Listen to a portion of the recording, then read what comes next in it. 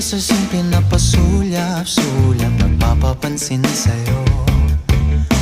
Umabot sa palitan ng mga mensahe, kilig na kilig ako. Kumusta, kain na, hello, magandang umaga. Ingat ka, pahinga, huwag kang masyadong magpupuyat pa. Naramdaman ng puso na dahan-dahan akong nahuhulog sa'yo.